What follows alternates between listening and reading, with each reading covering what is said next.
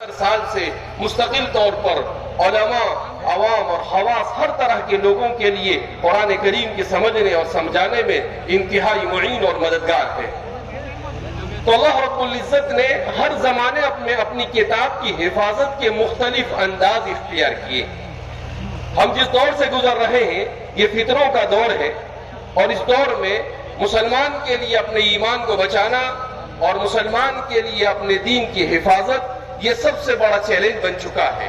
مگر رسول اللہ صلی اللہ علیہ وسلم نے ارشاد فرمایا، ترکت فیکم امرین ان تمسکتم بہما لن تضلوا بعدی ابدا، کہ میں تمہارے درمیان دو چیزیں چھوڑ کر جا رہا ہوں، اگر تم اسے مضبوطی کے ساتھ تھام لو گے تو میرے بعد تم کبھی بھی گمراہ نہیں ہوں گے۔ اور پھر اس کے بعد رسول اللہ صلی اللہ علیہ وسلم نے ارشاد فرمایا، کتاب اللہ، اللہ کی کتاب، اور وہ سنتی، اور میری سنت، اور ایک روایت میں وعطرتی، اور میرا خاندان اور میرے اہل و عیال۔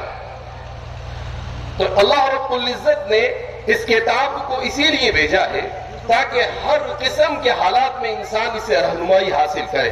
اسی نے اللہ کے رسول صلی اللہ علیہ وسلم نے ارشاد فرمایا، ترکتکم علی محجۃ بیضاء لیلها ونہارها سواء، کہ میں نے تمہیں محجہ بیضاء یعنی راہ روشن پر چھوڑا ہے، اس میں اس کی رات اور اس کا دن دونوں برابر ہے۔ کیا مطلب؟ کہ تاریخ سے تاریخ فتنوں کا کیسا ہی دور کیوں نہ ہو، مگر اس زمانے میں بھی اس کتاب سے ہدایت حاصل کرنا انسان کے لیے ممکن ہوگا، اور انسان مسلمان ترقی کے کتنے ہی بام عروج پر کیوں نہ پہنچا ہو، اس زمانے میں بھی اسی کتاب سے ہدایت کرنا اس کے لیے آسان ہوگا، بلکہ اس پر ضروری ہوگا کہ وہ اسی کتاب سے ہدایت حاصل کرے۔ آج کا مسلمان جو تنزلی کا شکار ہے، اس لیے کہ اسلام تنزلی کا شکار نہیں ہو سکتا ہے، مسلمان تنزلی کا شکار ہو سکتا ہے۔ اسلام اللہ کی صفت ہے، اور اللہ کی صفت پر کبھی کسی قسم کا نقص طاری نہیں ہوتا ہے۔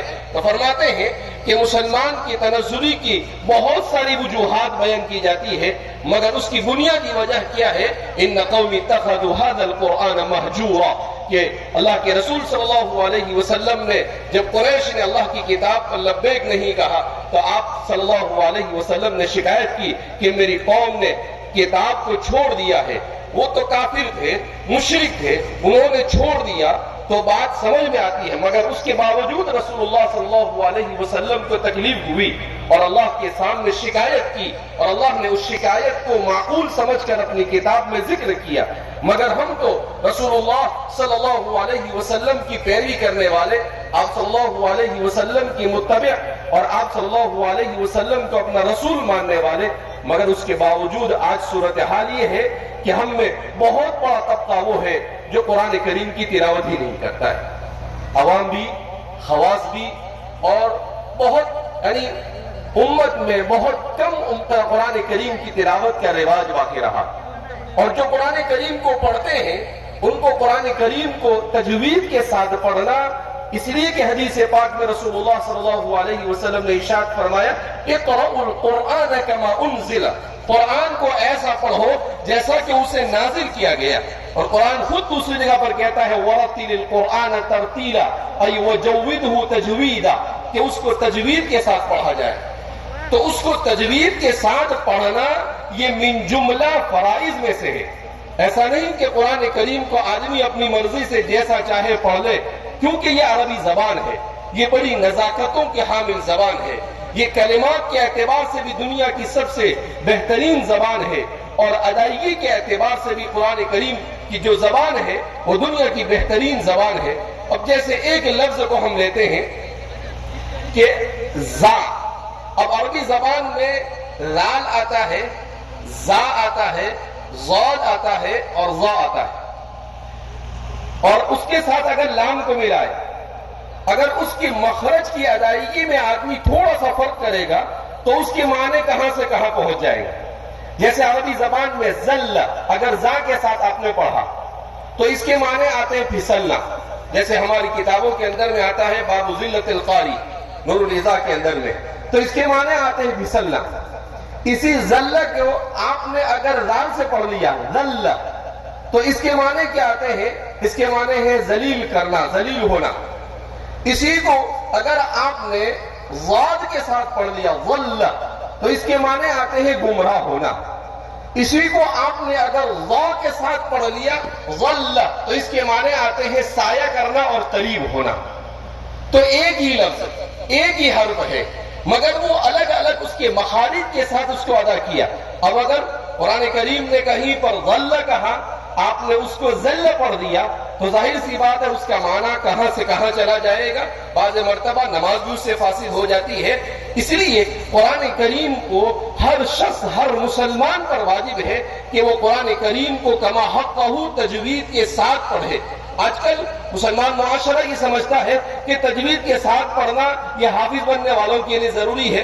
تجوید کے ساتھ پڑھنا یہ قاری لوگوں کے اوپر اور علماء پر فرض ہے, ہمارے اوپر فرض نہیں ہے, جبکہ ایسا نہیں ہے. تجوید کے ساتھ پڑھنا ہر ایک پر فرض ہے. ہمارے والد صاحب نے مکہ مکرمہ میں آج سے 30-35 سال پہلے کسی مسابقے میں شرکت کی تو آپ کو بڑا اچھا لگا کہ امت کو کتاب اللہ سے جوڑنا, قرآن کریم کو کیسا پڑھا جائے, اس سلسلے میں امت کے اندر میں بیداری پیدا کرنا, اس کے لیے مسابقۃ القرآن الکریم یہ سب سے بہتر طریقہ معلوم ہوتا ہے. لہذا اپنے آنے کے بعد پہلے جامعہ اسلامیہ شاطر عکل قوا میں مسابقہ منعقد کیا. اس کے جب اچھے اثرات نظر آئے تو پھر اس کے بعد آپ نے ہندوستان کی مختلف ریاستوں میں مسابقات کا انعقاد کیا. 1994 میں پہلا مسابقہ ہوا جو 7 ریاستوں میں منعقد ہوا. پھر اس کے بعد 97 میں دوسرا مسابقہ ہوا جس میں 14 ریاستوں نے شرکت کی. پھر اس کے بعد 2000 میں تیسرا مسابقہ ہوا جس میں 21 ریاستوں نے شرکت کی. پھر اس کے بعد 2003 میں ایک اور مسابقہ ہوا جس میں 24 ریاستوں نے شرکت کی. اس طرح سے اس کے بعد سے الحمدللہ ملک کی تقریباً 26 سے 28 ریاستیں مسلسل مسابقے میں شرکت کر رہی ہیں. ابھی ہم لوگ اس وقت 10ویں مسابقے کے لیے یہاں پر بیٹھے ہوئے ہیں. 15 دن میں ملک کے تقریباً 19 ریاستوں کے 9 مسابقات منعقد ہوئے جس میں ہر جگہ پر ہم لوگ جا کر آئے تو ہمیں بڑی خوشی اس بات کی ہوئی کہ ہر جگہ پر لوگوں نے اس بات کا اعتراف کیا کہ مسابقے سے پہلے تجوید کے ساتھ قرآن کریم کو پڑھنے کا اتنا زیادہ رواج نہیں تھا جتنا مسابقے کے بعد ہوا, اور ہر جگہ پر قرآن کریم کو تجوید کے ساتھ پڑھا جانے لگا. ایک جگہ پر بھوپال میں مفتی ابوالکلام صاحب نے قاسمی صاحب نے بڑی عجیب بات کہی. انہوں نے کہا کہ ہمارے یہاں پر قرآن حافظ صاحب تھے جن کے پاس ہم بھی حافظ ہوئے تھے. اس کے بعد ہم نے دارالعلوم جا کر پڑھا اور مفتی بن کر پھر ہم آئے واپس.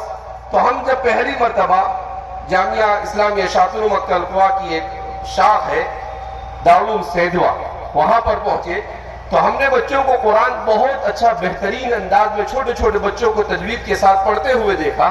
تو ہم نے کہا کہ بھئی ہمارے یہاں پر بھی اسی طرح سے چھوٹے بچے قرآن پڑھنے چاہیے. تو ہم نے وہاں سے ایک استاد کو کہا کہ بھئی ایک استاد آپ ہمارے یہاں بھیجیے. اور استاد نے آ کر جب پڑھانا شروع کیا تو وہاں پر جو قدیم حافظ صاحب تھے وہ اپنے تمام تلامذہ کو لے کر پہنچ گئے. کہا کہ ہم نے الف ب ت پڑھا ہے اور یہ صاحب آ کر الف با تا پڑھا رہے. تو وہاں پر ایک جھگڑا کھڑا ہو گیا. اس کے بعد کہتے ہیں کہ مفتی ابوالکلام صاحب کے مجھے بلایا گیا اس لیے کہ میں شہر کا مفتی تھا. تو مجھے پوچھا کہ بھئی غلط کیا ہے اور صحیح کیا ہے, الف با تا صحیح ہے یا الف ب ت صحیح ہے؟ تو مفتی صاحب کہتے ہیں کہ میں نے کہا کہ الف با تا صحیح ہے. تو وہ حافظ صاحب کہنے لگے کہ آپ نے بھی تو ہمارے پاس الف ب ت سے پڑھا, کہ آپ نے غلط پڑھایا ہم کو. صحیح یہی ہے کہ اس کو الف با تا سا پڑھا جائے, اس لیے کہ قرآن کریم میں بسم اللہ مجرہا و مرساہا ایک ہی جگہ پر موجود ہے اور کہیں پر بھی قرآن کریم کے اندر میں اس طریقے سے نہیں پڑھا گیا ہے. اس کے بعد انہوں نے کہا کہ الحمدللہ آج صورتحال یہ ہے کہ مدارس میں اور ہر جگہ پر قرآن کریم کو تجوید کے ساتھ پڑھنے کا رواج عام ہو گیا ہے. تو ہمیں خوشی ہوئی کہ الحمدللہ یہ کامیاب تحریک ہے جس نے امت کو کتاب اللہ کو کم از کم تجوید کے ساتھ پڑھنے کی طرف راغب کیا. اور الحمدللہ بڑی تعداد میں, جیسا ابھی بھی ہم نے سنا کہ چھوٹے چھوٹے بچے ایسا بہترین قرآن پڑھ رہے تھے کہ اگر نہ بتایا جائے کہ ان کا تعلق ہندوستان سے ہے تو کوئی ماننے کے لیے تیار نہیں ہوگا کہ یہ ہندوستان کا کوئی بچہ قرآن کریم کی تلاوت کر رہا ہے. بہرحال تو قرآن کریم کو تجوید کے ساتھ پڑھنا یہ بھی قرآن کریم کا ایک اہم ترین فریضہ ہے. اسی کے پیش نظر جامعہ مختلف مسابقات کو منعقد کرتا رہا. یہ 10واں مسابقہ ہے. اب تک کے 10,000 طلبہ ان مسابقات میں شرکت کرتے رہے. ہم بے پناہ ممنون و مشکور ہیں حضرت مولانا حبیب صاحب اور اس ادارے کے جامعہ حسینیہ کے حسین احمد مدنی رحمۃ اللہ علیہ کی کہ انہوں نے اس کے لیے میزبانی کے اس شرف کو قبول کیا اور بڑے اہتمام کے ساتھ آپ نے اس مسابقے کو منعقد کیا.